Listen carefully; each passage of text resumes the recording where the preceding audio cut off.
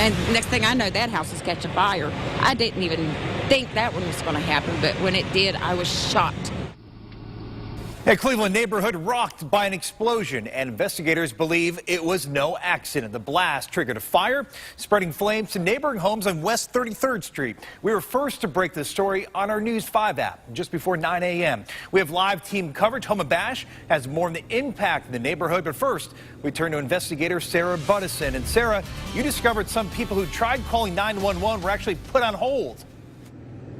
That is right, Chris. We requested the 911 calls from this morning's fire, and we were surprised to learn what happens when dispatchers are flooded with calls.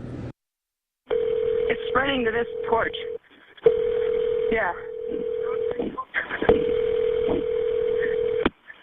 Please do not hang up. You have reached the Cleveland 911. You just heard from a 911 call NewsChannel 5 investigators requested about this morning's massive fire on West 33rd Street.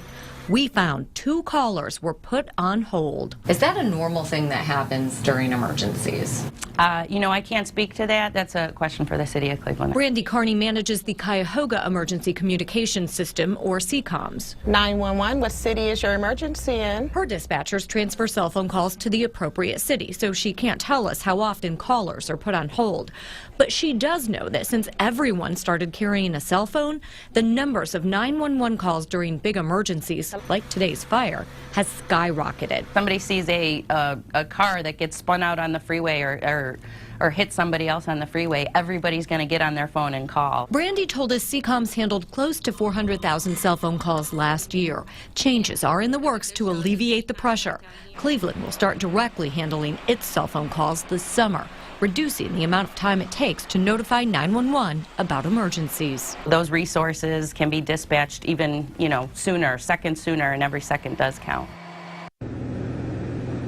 We wanted to interview Cleveland emergency officials for this story, but we were told the person we needed to speak with was not available today.